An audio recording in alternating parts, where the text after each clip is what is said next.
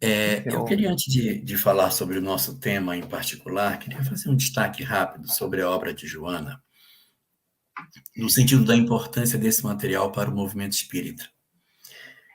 Embora o espiritismo seja uma doutrina que está muito focada na transformação moral, nos aspectos referentes à mudança do eu e na busca de a cada dia nos tornarmos melhores, o nosso movimento espírita, ele fez uma movimentação para distante desse pensamento. Ao longo da história do movimento espírita, nós nos escondemos da transformação moral, da investigação do eu, da mudança da personalidade. Nós fugimos desse processo através da tentativa de encontrarmos na caridade a estratégia para dizer que nós estávamos mudando. Nós levantamos a bandeira de que fora da caridade não havia salvação e, em cima de ações em benefício do próximo, nós nos cobrimos com essa bandeira como se isso justificasse toda a desnecessidade de mudança interior. E isso, de certa forma, era a voz corrente dentro do movimento, até que a obra de Joana, a obra psicológica dela, viesse a lume e nos despertasse para essa necessidade imperiosa de nós acordarmos para os processos de reflexão sobre o próprio eu, que haviam sido esquecidos.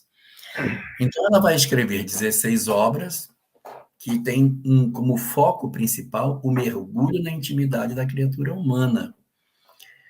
E essas obras, elas seguem a um padrão, né? A primeira delas é uma discussão sobre Jesus e a atualidade do seu pensamento. Jesus e Atualidade é uma obra que tenta mostrar o Jesus como um terapeuta e não como um salvador. A obra Jesus e Atualidade não é para dizer que Jesus era o Filho de Deus, que ele é o Filho de Deus que encarnou entre os homens e que... Não, não é isso. Ele quer mostrar Jesus o terapeuta. E é em cima dessa visão de terapeuta que a gente avança para a segunda obra, O Homem Integral, que é uma análise da sociedade atual, uma análise como se ela pegasse um bisturi e abrisse as vísceras da sociedade materialista em que vivemos e todos os processos de perturbação dos transtornos mentais que decorrem desse afastamento do homem em relação a Deus. No terceiro volume da obra, ela vai trabalhar especificamente o sofrimento. É uma análise profunda do sofrimento com as estratégias para a libertação do sofrimento também. E no quarto volume, que nos interessa hoje particularmente, Momento de Saúde e de Consciência, é uma obra de 40 capítulos. Os 20 primeiros, Momento de Saúde. Os 20 últimos, Momento de Consciência. Nos momento de saúde, que é a parte inicial da obra, ela vai tratar sobre a necessidade do equilíbrio emocional para que haja equilíbrio da saúde. Vai comentar muito sobre insatisfação, pessimismo, amargor, inconformidade, rebeldia, mágoas, como isso adoece a criatura. Então, ela vai trabalhar as discussões, aprofundando na primeira parte da obra aquilo que ficou tratado no livro terceiro, que era o sofrimento. Ela vai agora se debruçar no sofrimento e vai ver, olha como adoece. Então, ela vai mostrar o adoecimento do homem na medida em que ele se afasta da lei natural. E a segunda parte da obra, Momento de Consciência, ela vai fazer um estudo belíssimo sobre como é que surge a consciência dentro da criatura humana.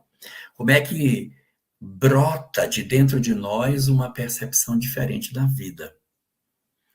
E é sobre esse aspecto hoje que a gente vai trabalhar com ênfase maior no capítulo 12 da segunda parte, que trata sobre consciência e hábitos. Então, a gente vai começar a nossa discussão a partir de agora. Quer comentar alguma coisa, Washington? rapaz, Eu gostei dessa sua introdução. Interessante você contextualizar como o pensamento dela vem se organizando, como se modificando, inclusive no próprio maneira de escrever os textos, né? Ela faz frases mais curtos, ela é mais direta em algumas explicações. O próprio Homem Integral, ela pega o capítulo e subdivide em subitens. No Tópicos, item, rapaz, é um negócio assim. E eu estava comentando com minha irmã, ela tem doutorado em educação. Fala, Vera, tem frase de Joana que é uma enciclopédia, uma frase dela. Você pode dissecando ali o substantivo, como é que ela constrói. Então, para mim é uma coisa muito assustadora às vezes, quando eu leio A Vida é Feliz. Tem frase de Vida Feliz que eu paro, meu Deus, como consegue? E assim, esse hábito que ela vai colocar aí, você vai nos falar hoje, né, da leitura uhum. edificante, como é que ele vai fazendo as nossas reconexões neuronais, né, através da neuroplasticidade, que cada palavrinha nova o cérebro se reorganiza, não é isso? Então, como é que os hábitos É. nos propicia isso, Jorge? Como é que o hábito faz isso pra gente? Então você agora aí faz o gol. Pois é, rapaz. Só que assim, para que a gente possa trabalhar essa discussão, a gente precisa voltar um pouquinho mais atrás para entender como é que as coisas são apresentadas por ela nesse mecanismo de evolução.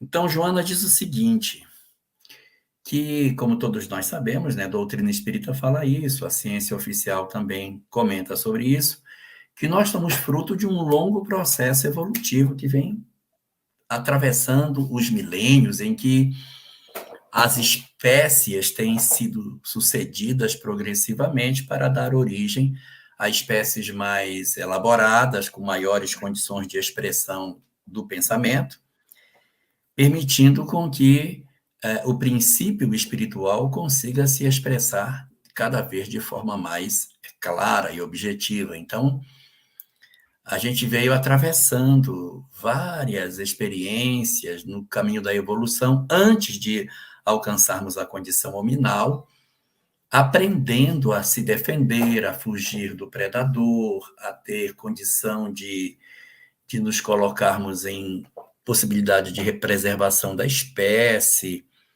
Então, uma série de mecanismos foram desenvolvidos, aprender a caçar, aprender a beber água, a se esconder de predador, a, a fazer com que nós tivéssemos melhores condições de sobrevivência, colocando até armadilhas, né, para poder capturar. A gente foi devagarinho desenvolvendo certas ferramentas, ainda rudimentares, para poder caçar, se defender. E o que Joana conta dentro disso? É que esse longo processo, que não é de um milênio só, são muitos milênios. Para se ter uma ideia, se acredita que os primeiros indivíduos do gênero Homo apareceram na Terra há 1 milhão de anos atrás. 1 milhão. E a humanidade, ela tem de história aí uns 3 mil anos para trás, 4 mil anos para trás, mas não tem uns 6 mil anos mais ou menos. Vamos botar 10. Não tem 10, vamos botar 10. 1 milhão para 10 significa que 99,9% da história da humanidade ela viveu na pré-história. 0,1% na história. Então, se é isso verdadeiro, se a gente tem essa condição assim tão frágil de permanência na história em relação à pré-história, nós vamos nos atentar de que houve uma sedimentação muito grande dos nossos instintos, do nosso automatismo, da nossa condição de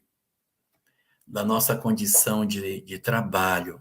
Então, o que é que a gente vai observar? Não, Washington. A primeira é Jesus e a atualidade, segunda é homem integral, terceira é plenitude, quarto é momento de saúde. O ser consciente é o quinto. É o quinto volume. Se não for, a gente refaz. Então, aqui O que a gente tem dentro dessa leitura? Que nós nos acostumamos, assim, durante muitos milênios, a ter uma série de condutas que são instintivas. A se defender mordendo, a buscar um pedaço de pau para se defender do predador, subir numa árvore. São hábitos multimilenares que a gente traz dentro de nós. Multimilenares. E o que ela vai apresentando dentro desses hábitos multimilenares que a gente foi tendo? É que, como nós éramos ainda de uma inteligência muito rudimentar, o imediatismo era o que nos valia como verdade. Então, até para que essa criatura primitiva descobrisse que colocando a semente no solo ia dar o fruto que ela havia comido, isso é muito complexo para aquela mente. Então, a gente só via o imediato, então a gente não plantava, a gente andava atrás de comida, nós éramos nômades. Quantos condicionamentos, quantos hábitos nós desenvolvemos ao longo desse imenso período de ignorância no sentido de todas as coisas.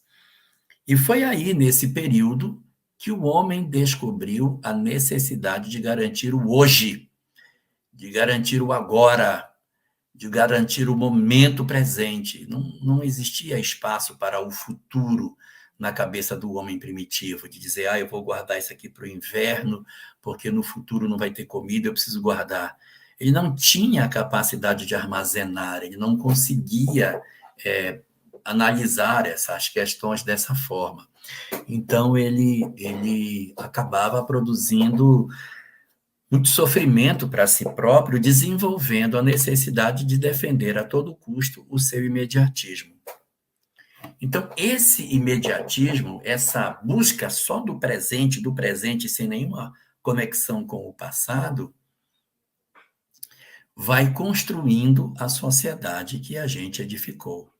Nós construímos uma sociedade baseada em cima dos instintos. Foi assim que a gente edificou a nossa sociedade. Foi assim que as coisas aconteceram.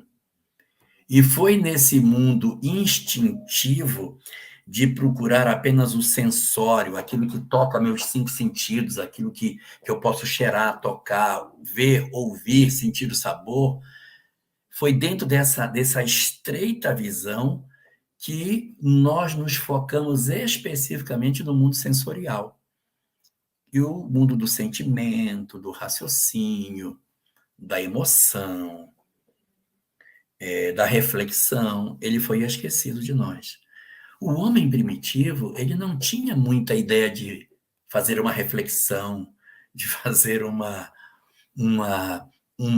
medida refletindo sobre o futuro daquela... Melhor não vamos fazer isso. Se nós fizermos isso, amanhã eles podem nos atacar. Não vão atacar mesmo, não vão atacar mesmo. E sai mordendo, atacando o que era inimigo. Não, vamos dialogar. Que dialogar? Não, dialoga, porque amanhã a gente pode se juntar a eles. Não. Então, não havia espaço para reflexão, para o raciocínio. Então, era tudo muito imediato, era tudo muito instintivo, tudo muito voltado para os nossos 5 sentidos. E a ciência oficial nos fala que o cérebro ele tem 2 hemisférios, né? Todo mundo sabe que ele tem o lado direito e o lado esquerdo dele.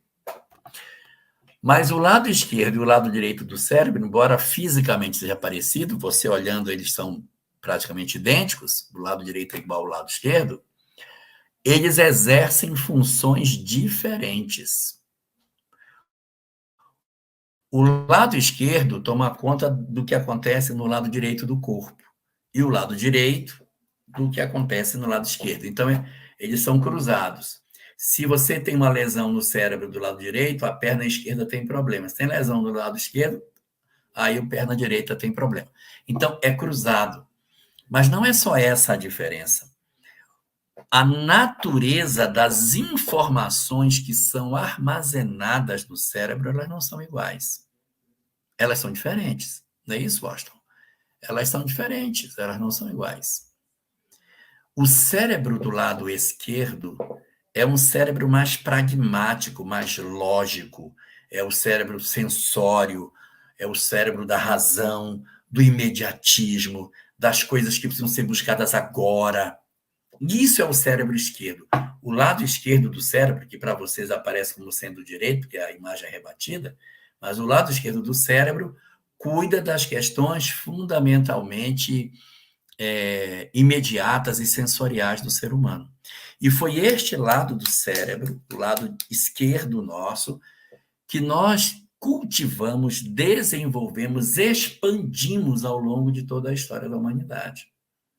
Nós expandimos tudo isso e a alquimia da mente do Hermínio Miranda. Muito bem. Quer comentar? Só que eu comprei esse livro, porque no fundo ele fala o que você colocou agora aí, o hemisfério direito e esquerdo.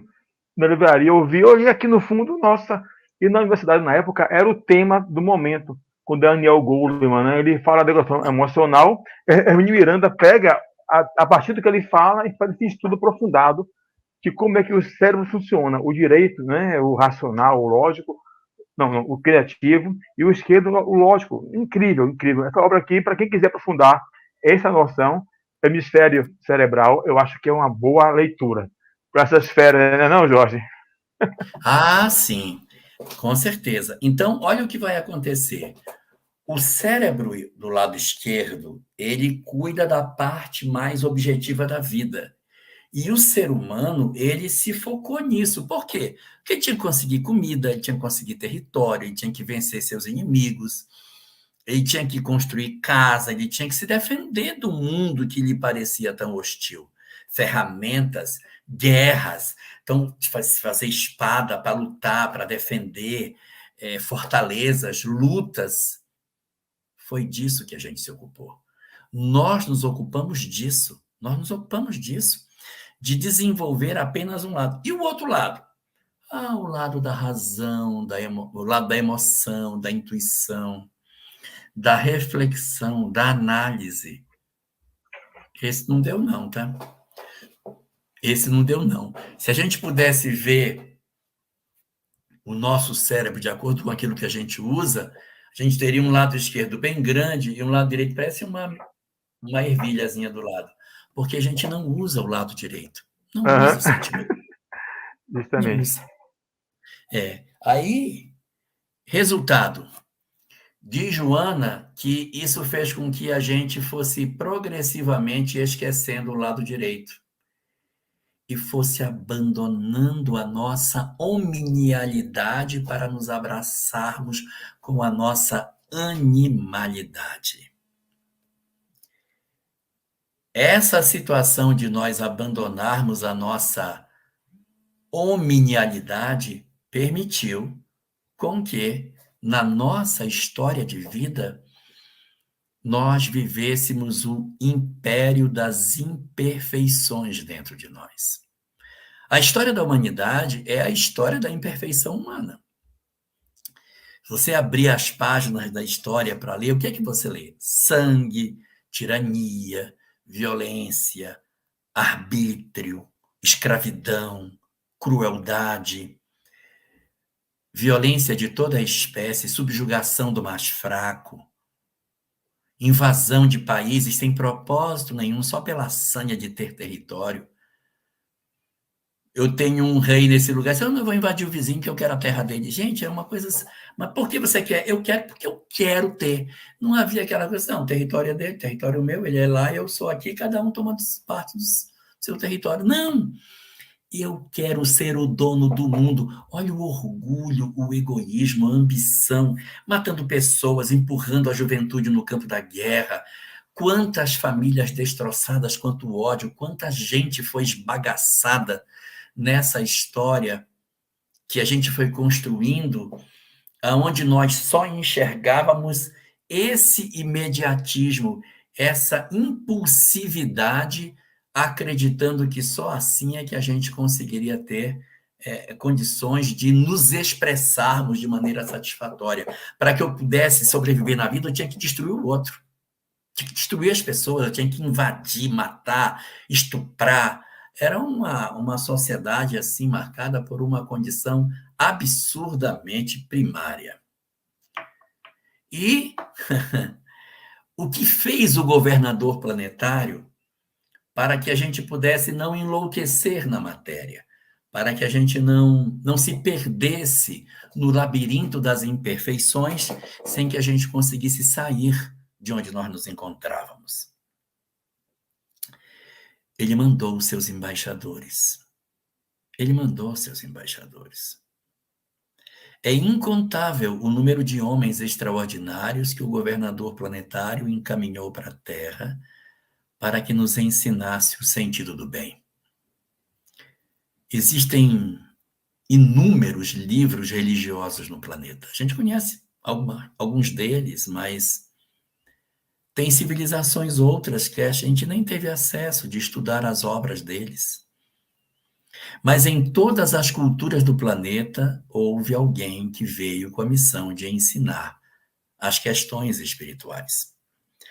Quando Jung estudou o comportamento das criaturas, ele disse que ficava muito surpreso de perceber que haviam 3 verdades que haviam atravessado todas as culturas. Verdade número 1, que existe uma divindade. Todas as culturas tinham essa mesma verdade. Verdade número 2, nós temos uma alma que é imortal e que depois da morte vai sobreviver. Verdade número 3, o amor é a regra de conduta para as criaturas. E Jung diz assim, eu fico impressionado porque são povos que nunca tiveram contato, povos que nunca se viram, e que de repente apresentam verdades assemelhadas, são povos que se mostram com os mesmos padrões de crença.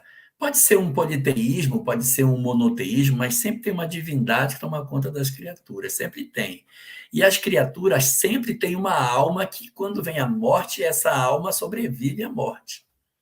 E em todas as culturas existe a regra de que o amor deve ser seguido. O amor, a fraternidade, o respeito pelo semelhante, não fazer ao outro pelo que não queria que fizesse a si mesmo. Essa regra, ela chamada regra áurea, ela está espalhada por todas as culturas do planeta. E isso, ele ficava surpreso demais e dizia, é impressionante como isso acontece. E a gente, com a doutrina espírita, sabe que é em função dos embaixadores celestes. Porque os embaixadores celestes, eles precisavam, naturalmente, de uma condição tal em que ele pudesse, efetivamente, deixar uma mensagem para o povo que seguisse na direção do bem. E como eles eram enviados celestes, as suas mensagens eram parecidas. Pode ser que elas tivessem rituais diferentes, detalhes diferentes, mas esses eixos eles eram sempre buscados. Uma divindade, a alma imortal, o amor como regra de conduta. E eu ainda somaria mais um, sabe? Porque Jung achou 3, mas eu acho que tem 4. Existe um quarto que também as várias culturas tinham. Qual é o quarto que Jung não falou? O quarto é o seguinte, depois da morte, as almas são julgadas pela divindade de acordo com o código do amor. É como se fosse o fechamento dessa tríade. Deus, a alma e o amor, né? Mas depois da morte, esses 3 se encontram. Os 3 vão se encontrar após a morte. A divindade, a alma imortal e a lei do amor, para julgar em todas as culturas do planeta, existe um julgamento após a morte. Os que cumpriram a lei da divindade vão para o céu, vão para um lugar bom. Os que não cumpriram vão para um local de sofrimento. É impressionante, mas isso se repete também, embora Jung não tenha falado, isso se repete nas diversas culturas, o julgamento após a morte. Se ninguém percebeu, o Livro dos Espíritos tem 4 partes, né? A primeira parte é Deus, que é um dos primeiros elementos dessa visão. O segundo do Livro dos Espíritos é a questão da alma, que é o segundo ponto. O terceiro, a lei moral sobre o amor. E o quarto, que são as chamadas esperanças e consolações, também tem a ver com o que acontece com a alma depois da morte. O que acontece conosco após o período da nossa desencarnação. Isso é muito interessante para que a gente possa ver como que o Livro dos Espíritos ele vai se encaixando nessa visão que Jung colocou, embora Jung seja bem posterior à publicação do Livro dos Espíritos. Então, nós criamos esses hábitos e nos aferramos a ele, e o governador, como resposta a esses hábitos, mandou as religiões, mandou os embaixadores divinos, os prepostos do bem, os espíritos iluminados que estiveram conosco. Eles trouxeram a sua mensagem, e aí vai acontecer uma coisa muito interessante, sabe, Washington? Eles vieram para pregar o bem. Por quê? Porque o homem havia esquecido o lado direito do cérebro, havia esquecido a espiritualidade. Então, ele manda esses homens para ensinarem. Nós somos tão ruim, mas tão ruim mesmo, mas tão ruim, que a gente pegou todas as religiões e materializamos as religiões. Nós usamos a espiritualidade para materializar. Então é assim, então quer dizer que Deus nos protege? Então eu quero que Deus me proteja para que eu seja rico. Eu quero que Deus me proteja para que eu seja próspero. Eu quero que Deus me proteja para que eu vença a batalha. Eu quero que Deus me proteja para que eu consiga minhas vitórias materiais. Então é uma coisa muito louca, porque a gente usou as verdades espirituais que eram para ativar o outro lado do cérebro para reforçar o primeiro. Olha o nível de perturbação da criatura. Jorge, aí eu lembro de Mohandas Karamchand Gandhi, quando ele fala que o homem moderno, ele profanou o sagrado e sacralizou o profano. É isso que você está falando. Ele pegou tudo de religião e transformou em algo profano, ou qualquer. Sim. Nós desconstruímos todas as verdades religiosas que nos foram entregues, sabe? Nós corrompemos tudo isso. Vou pegar só uma mensagem. A mensagem de Jesus, por exemplo, que é a mensagem do amor por excelência. Ela foi usada para fazer guerra. Ela foi usada para tomar terras. Ela foi usada para perseguir pessoas, para levá-las à fogueira, para serem torturadas e mortas. Nós matamos pessoas em nome do amor. É uma coisa absolutamente contraditória, mas a criatura humana fez isso. Mesmo os instrumentos que nos foram oferecidos para que a gente despertasse no sentido da vida não foram capazes de nos acordar, porque o elemento humano estava profundamente perturbado. O elemento humano estava profundamente tomado pelos hábitos que tinha. Os hábitos de posse, de poder, de materialidade, de egoísmo, de orgulho, das suas imperfeições. Quando as religiões vieram, eles moeram as religiões. Nós pegamos esse material religioso, a gente moeu esse material e transformamos em instrumento de poder. Incrível, mas nós fizemos. Nós transmutamos tudo aquilo que a religião nos oferecia como se ela fosse, na verdade, mais um instrumento de poder. Quantas vezes, em nome da religião, o poder foi exercido, né? Quantas vezes, no mundo antigo, eles usavam sacerdotes dentro dos seus castelos, suas bruxas, para poder falar sobre suas batalhas? Quantas vezes esse poder espiritual, a mediunidade, os conhecimentos espirituais foram usados de modo totalmente contrário ao que deveria ser. Uma perturbação sem limite na cabeça da criatura humana. É impressionante como que a gente conseguiu fazer isso. Então, o governador planetário, ele foi oferecendo, ao longo da história da humanidade, uma série de estratégias de saída, para que a gente conseguisse sair, para que a gente conseguisse se libertar desse processo, mas a gente não se liberta. Os hábitos estão muito arraigados em nós, muito difícil. E aí, o Buda, ele tinha um conceito muito interessante em que ele usava nas suas ideias, dizendo que nós estamos como que presos dentro de um círculo, de uma mandala. Os espíritos estão dentro desse círculo. Não é um círculo físico, é um círculo espiritual. As experiências se repetem. Ódio, mágoa, me vingo, mato, aí ele me matou, mato de novo, aí ele vou, volto, aí eu tenho ódio dele, ele tem ódio de mim e tal. Então a gente fica preso, vivendo as mesmas experiências em inúmeras encarnações sucessivas. Como se eu estivesse vivendo uma mesma existência várias vezes. O sujeito reencarna e comete um conjunto de equívocos. Ele reencarna e faz tudo de novo. É um processo de automatismo danado, porque a forma de funcionar, ela é sempre a mesma. Ah, não, ele me bateu, eu vou bater nele. Ah, ele me feriu, eu vou matar ele. Eu vou me vingar. Esse instinto belicoso, esse instinto de agredir, o desejo de ter, o desejo de explorar os outros, isso deixa a gente preso. Então, mesmo com tantas oportunidades de desenvolvimento, a criatura humana ficou presa dentro da mandala. Nós ficamos presos dentro da mandala.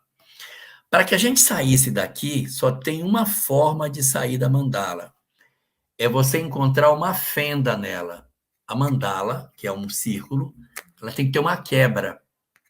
Tem que ter alguma coisa para quebrar. Se eu pudesse fazer um buraco, uma abertura nela para que a gente conseguisse sair. Eu estou aqui dentro dessa mandala me batendo até que eu vejo o furinho. Tem um furo aqui, vamos sair. Aí eu passo por esse furo, eu me liberto. Isso é libertação. Isso é salvação. Porque o furo da mandala, a abertura da mandala, é como se fosse uma porta nela. E o Cristo disse: eu sou a porta. Por que ele era a porta? Porque ele era, na sua forma de pregar, nos seus ensinamentos, a estratégia de saída do homem do seu estado de escravidão espiritual. Porque o homem estava sempre devolvendo olho por olho, dente por dente. Não ia sair nunca. Como diz o Gandhi, olho por olho, dente por dente, e o mundo terminará segue Banguela. Então, a gente não ia ter solução para a vida. A gente ia ficar até se destruir. E Jesus disse: não, eu te dou uma alternativa. Sai pela porta. Sai pela porta. E ele ofereceu a oportunidade da gente sair por essa porta. Era uma chance maravilhosa. O homem não quis. O homem não quis sair por essa porta. De certa maneira, muitos conseguiram acessar. Muita gente passou por ela. Várias pessoas aproveitaram as lições de Jesus e passaram por essa porta. Mas teve uma boa parte de nós que disse: tá doido que eu vou fazer isso? Eu vou me vingar, eu quero matar o cara. E isso foi construindo uma humanidade cheia de muito karma, muitas coisas que não precisavam ter acontecido, porque se a gente for ver, na verdade, muito daquilo que acontece na humanidade não é fruto de Deus, é fruto da própria ação do homem. As guerras, a violência, a tirania, o arbítrio, a crueldade, é tudo o homem perseguindo o outro homem. A humanidade poderia ter feito uma opção assim: não, a gente não vai fazer isso. Nós, no nosso automatismo, construímos essa via de funcionamento em que a gente age sempre com agressividade. E aí o que aconteceu? A religião contaminada com esse pensamento de materialidade passou a perseguir mais do que o próprio mundo material. A alternativa que a humanidade tinha de ter um momento de paz, de harmonia, também se converteu em um momento de perseguição.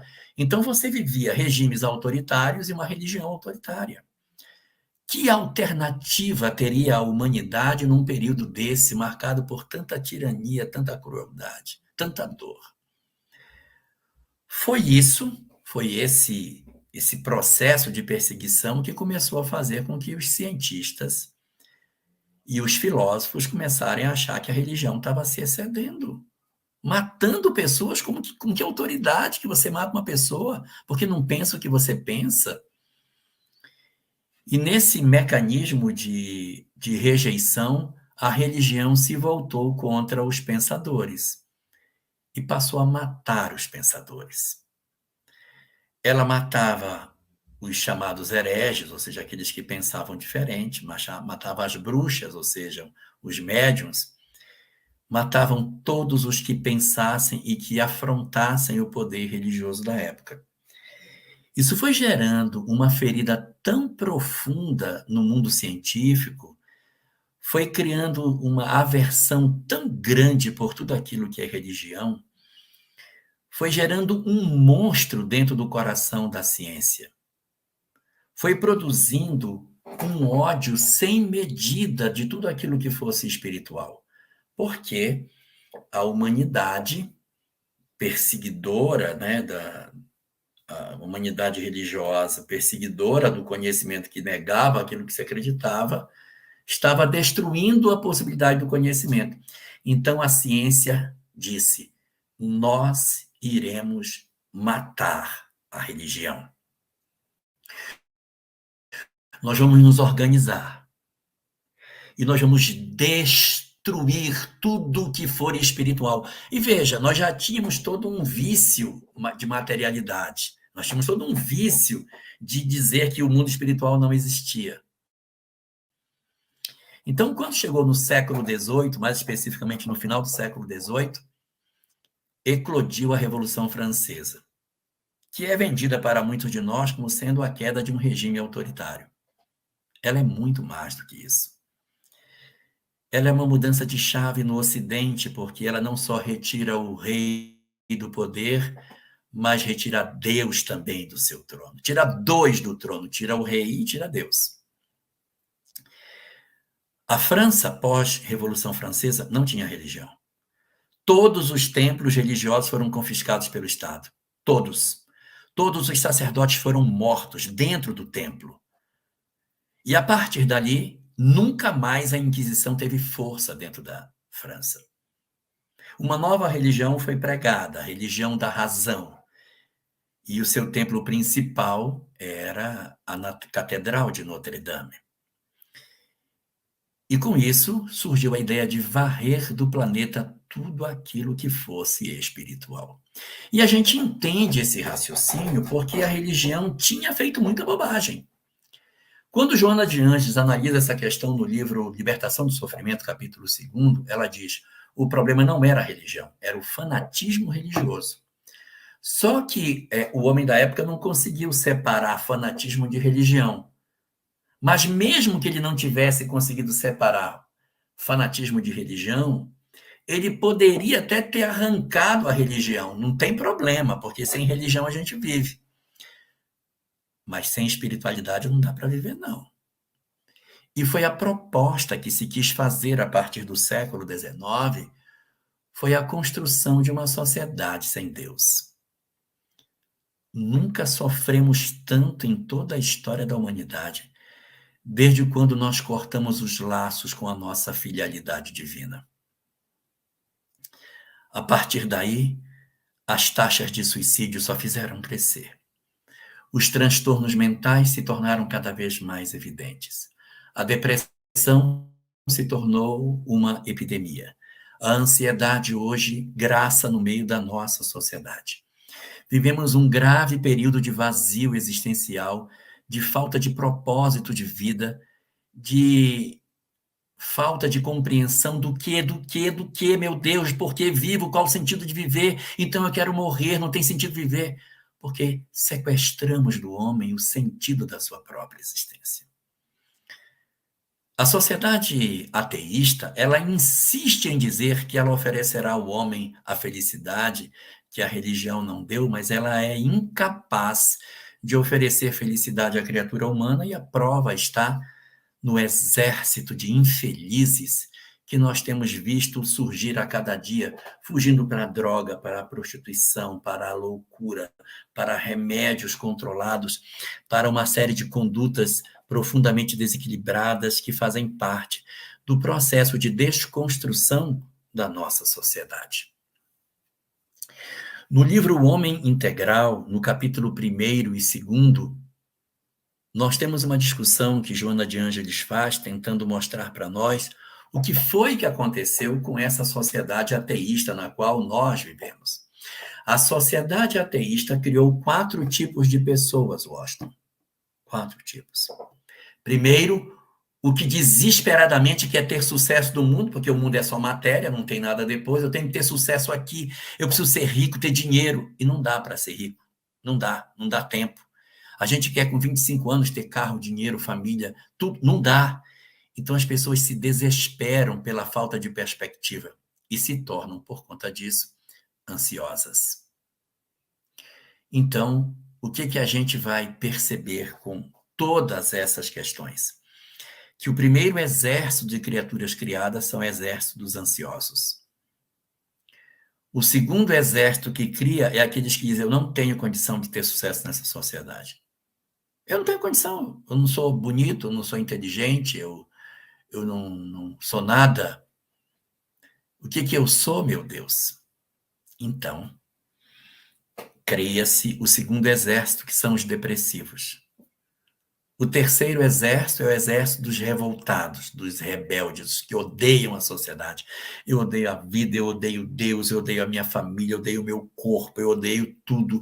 Eu odeio, a única coisa que eu não odeio é odiar, porque eu amo odiar. Eu amo ter ódio de tudo, eu quero tocar fogo no mundo, eu quero pichar as paredes, eu quero tocar fogo no que tem, eu quero tocar fogo em tudo que existe, eu quero destruir a sociedade por uma revolta profunda que eu trago dentro da minha alma. E o quarto grupo, pequenininho, é o grupo das almas que, de certa maneira, conseguiram se libertar desse pensamento porque têm a compreensão de serem almas imortais. E aí vem a grande pergunta: como que eu consigo chegar a ter essa consciência? Como é que eu faço para ter isso? Como é que eu faço para alcançar essa condição? E aí Joana de Ângeles, no livro Plenitude, nos oferece ali os ingredientes para que a gente consiga fazer essa transformação. Então ela diz o seguinte, que como é que funciona esse processo? Esse processo funciona o seguinte: como nós nos afastamos da lei de Deus, a gente sofre miseravelmente, porque isso é natural, sofrer. Na medida em que eu me afasto da lei de Deus, eu vou ser infeliz. Diz o Livro dos Espíritos, questão 614. A lei de Deus é a única verdadeira para a felicidade do homem. Indica-lhe o que ele deve fazer ou deixar de fazer. E ele só é infeliz quando dela se afasta. Como nós nos afastamos da lei de Deus, nós nos tornamos profundamente infelizes. E vai ser infeliz até a hora que disser: eu não suporto mais sofrer. Enquanto não chegar nesse ponto, Washington, enquanto não chegar, vai sofrer. Vai sofrer. Enquanto você, não, eu não quero nada, eu não quero perdoar, eu não quero perdoar, eu não vou perdoar. Vai sofrer. Eu não vou ajudar, eu não vou. Vai sofrer.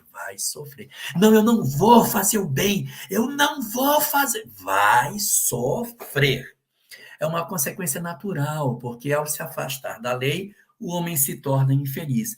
Então, toda essa história que a gente construiu da humanidade edificou uma sociedade profundamente infeliz. E ela precisa fazer a virada de chave para que ela saia para um novo patamar de consciência. O patamar de consciência dela, de descoberta de que ela precisa mudar, vem com sofrimento. Poderia não vir, tá? Não é necessário que a gente sofra para aprender o bem. Questão 120 do Livro dos Espíritos. Diz que eu não preciso errar para encontrar o caminho do bem. Mas é uma opção que a gente fez. Não, eu vou errar mesmo. Porque uma coisa é você dizer assim: eu não sabia que eu tinha que perdoar. Eu não sabia. Só que muitos de nós sabemos, não, eu sei, mas eu não vou fazer. Eu sei, mas ela não merece. Não, eu sei que eu devia perdoar, eu sei, mas ela não merece. Eu não vou dar perdão a ela ou a ele. Então, eu sei e não faço. Então, esse indivíduo, ele tem o conhecimento, mas ele não quer.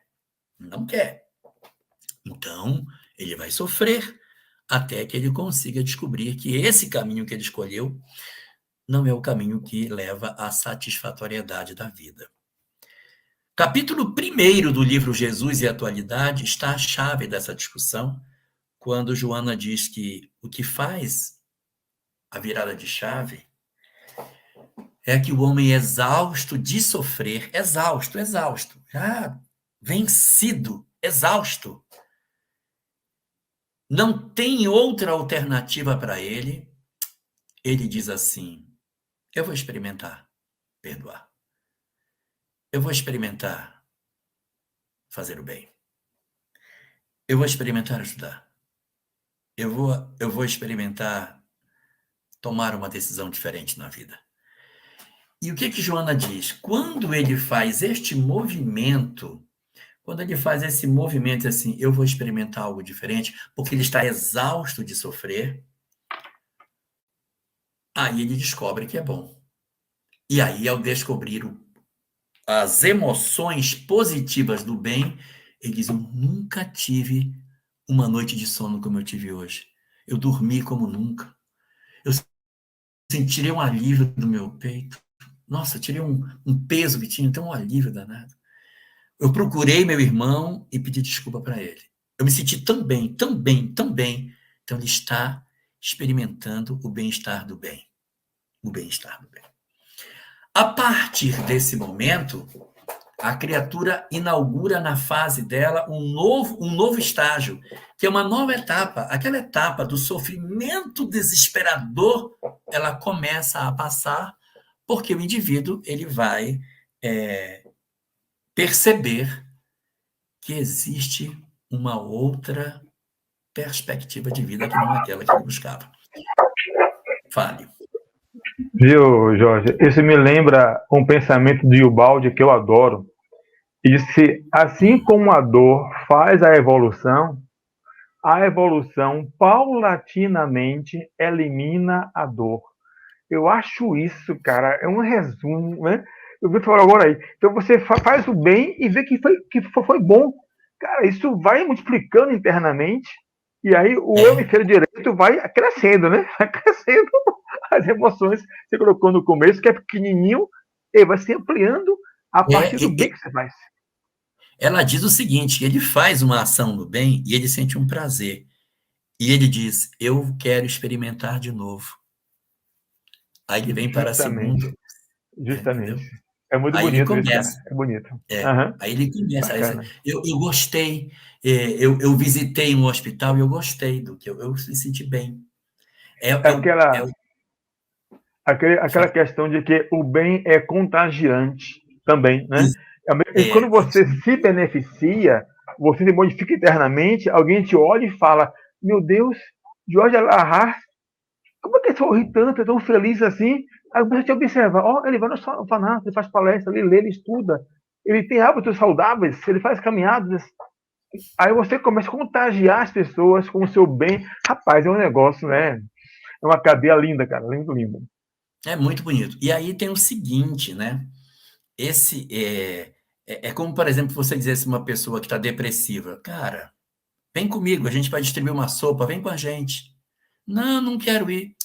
Bora, vem conosco. Aí chega, vai dando sopa lá, vai dando sopa. A gente que é ignorante pensa que o trabalho da sopa é para ajudar o que está com fome. Ajuda quem está com fome, mas ajuda mais quem doa, porque o cara que estende o prato da sopa, ele experimenta uma emoção pelo fato de ser útil, que é o antídoto do processo depressivo pela descarga de ocitocina. Então, é um mecanismo químico que vai acontecendo e o cara diz, nossa, é legal fazer isso. Eu quero fazer de novo. Então, voltando para a Joana de Ângeles, ela diz o seguinte, que existem quatro coisas que a gente precisa trabalhar. Na verdade, 3, que vai restar numa quarta. Então, ela diz, o que precisa? Primeiro elemento que eu preciso para fazer a mudança: vontade. Porque vai dar um trabalho miserável, Washington. A pessoa às vezes pensa assim: olha, eu vou fazer meu autoconhecimento, então é assim, vai ter um curso esse final de semana, e eu vou lá, vou fazer esse curso de autoconhecimento. Segunda-feira, quando eu voltar, eu já estou autoconhecido. Não é verdade. Não é verdade. Autoconhecimento é tarefa para várias encarnações, não é para uma só. Tudo bem, um curso no final de semana ajuda para a gente dar uma despertada de algumas coisas, mas não é, gente, é muito profundo se autoconhecer. Então precisa de ter vontade, perseverança. Por que precisa de ter vontade e perseverança? Porque essa vontade e perseverança vai ser o móvel para impulsionar o cara a fazer a mudança. Senão ele desiste. Ó, eu tenho que parar de me drogar, eu tenho que parar de brigar com a minha mulher, eu tenho que passar a ter uma relação diferente com meus pais, eu preciso ter uma forma diferente de tratar meus filhos. Cara, dá trabalho, dá trabalho. Você voltar em cima dos seus próprios passos dá trabalho. E você tem que ter força. E aí entra o tema da nossa noite de hoje, que é o seguinte: como foi que eu cheguei a essa condição de ser assim? Porque eu construí hábitos. Só que eu construí esses hábitos durante milhares de milênios. E o que eu quero fazer agora? Eu quero construir novos hábitos. Vai ser no final de semana que eu vou conseguir mudar de hábito? Presta atenção. Não tem como. Então você vai ter que repetir as coisas para aprender novos hábitos. Emmanuel dizia, ó, a disciplina antecede a espontaneidade. É isso que ele está dizendo, que você precisa agora criar novos hábitos. Você não tinha um hábito, não tem tanta gente assim, gente, eu não sei, eu não consigo. Falou comigo quando eu já agredi, já falei, já ofendi, eu não consigo. Isso é automatismo que foi assim gestado durante muitos milênios. Vai precisar de tempo para poder tirar esse automatismo. Quando eu vejo, eu já gritei, já meti a mão na cara, eu já estou no trânsito, o cara me fechou, eu vou atrás. Eu quero bater, eu quero sair do carro, eu chuto porta. Mas por que você é assim? É o automatismo que o espírito desenvolveu. Ele não consegue funcionar de maneira diferente. Então, ele vai precisar fazer toda essa mudança, não é? E aí, você quer comentar da evolução do Gabriel Delany? Não, é que a sua fala é dos milênios na fase hominal. E a fase anterior, a fase animal? Quantos milênios para aprender a sobreviver? Aí, como você colocou muito bem, subir em árvores, né? Construir as grutas, cavar os peixes. Então, é muito tempo aprendendo a sobrevivência para agora Quando, aprender. quando alguém invadia seu território, o que é que você fazia? Meu irmão, não dá tempo, não. Não dá Matar. Você tempo. vai conversar, amigo, olha a sua fronteira. Não tem essa conversa. Justamente. Pega o machado e dá-lhe, pronto, acabou. Então, Uhum. veja o que a gente construiu de automatismo. Então, agora, a gente tem que criar novos hábitos. Por isso que o primeiro ingrediente para esse processo é a vontade. É você se vestir de vontade e dizer, eu vou mudar. E da onde vem minha motivação? Do prazer que eu sinto no bem que eu faço. Eu digo, não, vale a pena porque é bom, eu me sinto bem melhor, eu preciso fazer. Cada vez que eu faço, eu me sinto melhor. As pessoas, quando começam a ir no movimento espírita, dizem assim, eu me sinto bem vindo aqui. O que ela está dizendo para você? Que ela está fazendo esse processo de hábito. Eu me sinto bem, quando eu venho aqui, eu me sinto bem, eu me sinto bem. A gente entra e sai daquela espírita, nem percebe que as pessoas podem estar entrando se sentindo bem. Mas há pessoas que não têm esse hábito, assim, nossa, eu sinto tanta paz quando eu venho aqui. Por quê? Porque ela vem de uma história que é diferente. Então, aquilo movimenta o coração dela de forma distinta. Então, o primeiro ingrediente, a vontade, Vontade. que vai ser fundamental para os hábitos. Ingrediente número 2. Esse ingrediente número 2, nós que somos espíritos, nós temos bastante dele. Bastante. Joana diz que não dá para fazer um processo de mudança sem esse elemento. Chama-se espiritual. Porque ela diz o seguinte: se você achar que você é corpo, matéria, que vai morrer, que não tem espírito, que não tem Deus, que não tem nada, cara, é muito difícil dizer pro cara, não te vinga da pessoa. Não se vingue dele. Não guarde ódio. É muito difícil. Mas se você tem conhecimento espiritual, eu consigo... Senta aqui, deixa eu te explicar. Você quer odiar o cara? Tudo bem, não tem problema, você pode odiar, mas ele vai ser teu irmão na próxima. Aí não, meu irmão na próxima eu não quero não. Então, se ele não pode vir como irmão, eu não quero que ele venha como meu irmão na próxima encarnação, aí eu tomo uma atitude na vida presente para que ele não fique afixado na minha história de vida. Isso é muito importante. Então, o conhecimento espiritual é o que vai verdadeiramente nos convencer a mudar. E por isso que os grandes religiosos, os grandes homens que o nosso governador planetário nos enviou para que a gente pudesse aprender a se libertar, falavam todos a mesma coisa. Olha, tem lei de causa e efeito, tem reencarnação. Isso está na boca de Buda, do Krishna, de Sócrates, de Hermes Trismegisto, de todos eles, da Cabala, dos Vedas. A ideia da reencarnação ela é muito antiga e está nas diversas culturas, Pitágoras, todos. Então, é um conhecimento que se alastrou pela humanidade, para que a gente se convencesse de que não podia odiar. E é aqui que surge esse segundo elemento, que é o processo de busca do espiritual. O terceiro elemento que é apresentado dentro da obra de Joana é a necessidade do contato com a natureza. Eu preciso disso. Por quê? Para me reconectar ao divino e ao sagrado.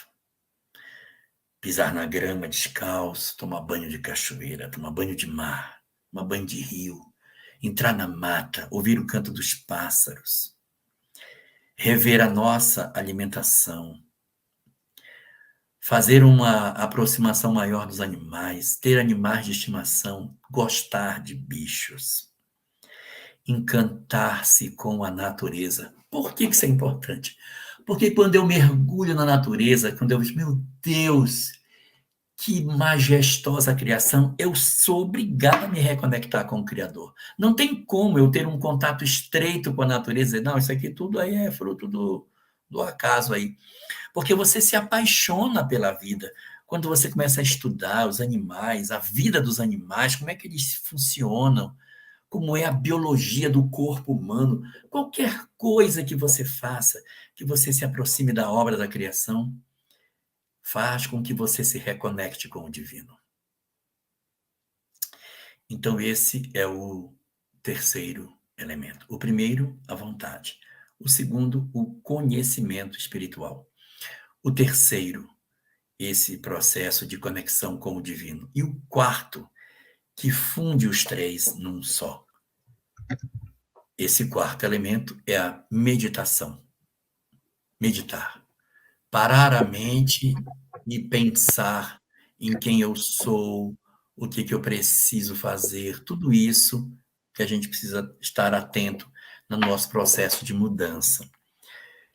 E Joana comenta nesse livro, no livro Momentos de Consciência, que a meditação, o que é que ela vai fazer? A meditação ela é o seguinte: o nosso cérebro ele é composto, como a gente comentou logo no comecinho, de duas metades, né? Então, o nosso cérebro é como se ele fosse assim, ó. Ele tem duas pecinhas. A pecinha do lado esquerdo e a pecinha do lado direito. O que foi que a gente fez? A gente se ocupou só de um lado e o outro a gente esqueceu. Então, a gente fez isso, ó. Ficou só com um lado do cérebro. Só que esse outro lado a gente não consegue desconectar porque ele está ligado. Nós estamos ligados a ele porque Ele é a nossa origem divina. Então, por mais que você tenha o lado esquerdo e o lado direito, e você queira que eles não se encontrem, eles vão fazer. Só que eles estão apartados entre si. Eles não estão ligados. Por quê? Porque nós desligamos os dois. Nós cortamos a conexão que tinha entre eles. E diz Joana que quando você medita, um lado olha para o outro. Os dois lados se veem. E quando eles se veem, eles se conectam. Os lados se conectam. Então, a gente conecta os lados do cérebro a partir daí. Então, eu estou apartado, estou. Então, você vai e começa a meditar, e então os lados se juntam e integra tudo. Integra o lado esquerdo e o lado direito, você e a divindade, mas para isso precisa que a gente desenvolva hábitos para começar o trabalho de tomada de consciência. A partir da tomada de consciência, vem um conjunto de coisas que vem depois, que não é objeto de hoje, que é o nosso autoencontro, o autoconhecimento, a autoaceitação, auto-perdão, autoiluminação, esse grande e majestoso trabalho de busca interior, que não vai acabar nunca mais, mas que, à medida que a gente vai andando, vai diminuindo o nosso sofrimento. Só que, para conseguir isso, tem que ter hábitos. Como nós estamos num momento muito importante do ano, que a gente faz aquelas resoluções, né? E para o ano que vem, é um excelente momento para a gente tomar essa decisão da vontade. E de dizer, eu não quero mais sofrer. Estou cansado da vida que eu levo. Eu quero uma vida diferente. A vida diferente que o Espiritismo pode oferecer não é riqueza, não é dinheiro, mas é felicidade. Só que é uma felicidade espiritual. A partir do momento em que você decide optar pelo amor, pelo perdão, e que faz com que a gente consiga entrar numa nova etapa de vida. Nesse sentido, portanto, eu acho que seria muito conveniente a gente aproveitar o ano que está afindando para dizer assim, eu quero entrar o ano novo com novas resoluções. Não quero mais odiar ninguém. Quero tirar o ódio do meu coração. Quero começar a perdoar as pessoas.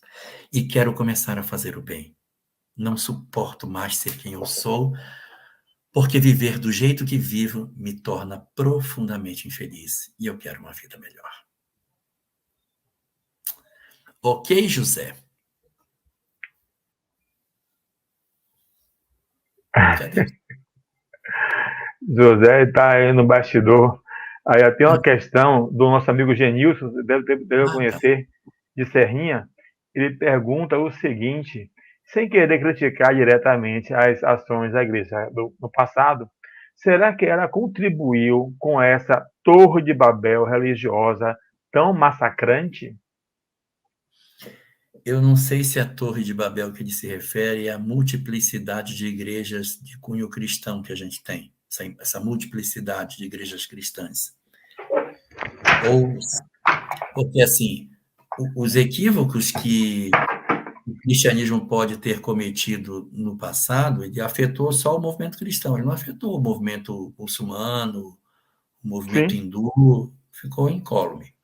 Correto. Então, sim, dentro do cristianismo, as ações que o movimento cristão tomou durante a Idade Média deu origem porque todas essas formas de expressão são cisões, foram rupturas que foram feitas em função da inflexibilidade. Jorge, Mas, 5 séculos, Jorge.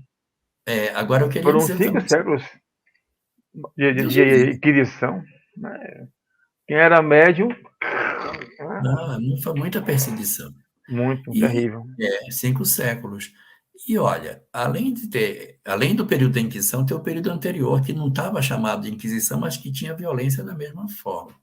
Sim. Mas eu quero dizer que, com todos esses equívocos que o movimento cristão cometeu na Idade Média, e também ele é digno de 2 louvores. 2. O primeiro, fez no Brasil um trabalho maravilhoso. Eu desafio você, Washington, a encontrar um lar no Brasil que não saiba quem é Jesus. Não tenho como fazer essa pesquisa. Quem foi que ensinou isso para o Brasil? Você pode procurar todo mundo. Quem é Jesus? Ele pode até dizer que é Deus, não tem problema. Mas ele sabe que ele existiu. Entendi. Você pergunta quem é Krishna? Ninguém sabe. A quem é o mérito de uma divulgação tão espetacular? A mesma igreja. Sim. E um segundo mérito que eles têm é o seguinte: durante um tempo muito longo, de quase 2 milênios, cometeram uma série de atrocidades, mas conseguiram voltar e mudar a sua história. De tal maneira que hoje não existe mais traços dessa atitude do passado no presente. Então, isso é um louvor que a gente tem que reconhecer, a mudança, a guinada que ela conseguiu fazer, porque o mais lógico era que ela continuasse nesse padrão ou tivesse até desaparecido, tá? Tivesse desaparecido. Vai enrijecer, enrijece, enrijece, aí, olha, não dá, ela desaparece. Pois ela foi se transmutando e sobreviveu, e hoje tem uma série de atividades sociais extremamente interessantes, de maneira completamente oposta ao que ela fez no passado. Ô, Jorge, eu tenho aqui um livro de transcomunicação instrumental do padre François Bruno. Ele é do Vaticano e investiga no Vaticano a TCI. E não é algo novo, não. Dos anos 80, isso. Tem aqui um livro dele sobre isso. Então, eles fizeram uma mudança-chave incrível, realmente. Mudaram realmente tudo. Esse Papa aí, o argentino, tem feito coisas fabulosas, encontros magistrais, né? No sentido de integrar os povos, levar ajuda humanitária. Nossa. Fantástico, realmente. Eu tenho uma live agora. Daqui a Você já está em uma, rapaz. Você quer outra? Você vai fazer uma bilocação, então? Fazer uma bilocação. Muito obrigado, viu, pela sua participação e encerrar o nosso trabalho. E agradecendo a todos.